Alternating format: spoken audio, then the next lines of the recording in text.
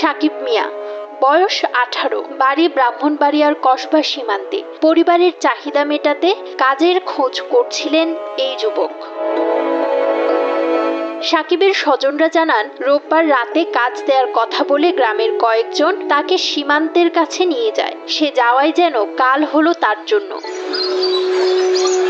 সীমান্তের ওপার থেকে আসা বিএসএফ এর রাইফেলের ছোড়া গুলিতে গুলিবিদ্ধ হয় সাকিব। এ সময় বাকিরা তাকে রেখেই পালিয়ে যায়। এরা ডাক দিয়ে নিচে কাজ করার জন্য নেওয়ার পরে তো এরা চলে পড়ছে। আমার ভাইয়ে আসছিল, বিএসএফ এ গুলি দিয়া এরা মেরে দিছে। ইন্ডিয়ান সীমান্তরক্ষী বাহিনীর তারা এই পাখির মতো গুলি করে আমাদের দেশের যুবকদেরকে হত্যা করে। এই পর্যন্ত আমরা কোনো হত্যাকাণ্ডের সুষ্ঠু তদন্ত পাই নাই, বিচার পাই নাই। আমরা এই হত্যাকাণ্ডের ব্যাপারে আমাদের যে সরকার তারা যাতে দ্রুত ব্যবস্থা নেয়, এই হত্যাকাণ্ড কি করে বন্ধ করা যায় সেই ব্যাপারে প্রয়োজনীয় ব্যবস্থা নেওয়ার জন্য আমরা অপেক্ষায় আছি। পরদিন সকালে স্থানীয়রা সাকিবকে গুরুতর আহত অবস্থায় কসবা উপজেলা স্বাস্থ্য কমপ্লেক্সে নিয়ে যায়। অবস্থার অবনতি হলে ঢাকায় নেয়ার পথে মৃত্যু হয় তার। স্থানীয় লোকজন তাদের চিকিৎসার জন্য প্রথমে কুমিল্লা নেওয়া হয়। কুমিল্লা থেকে আরো বেটার ট্রিটমেন্টের জন্য তাদেরকে ঢাকা নেওয়া হয়।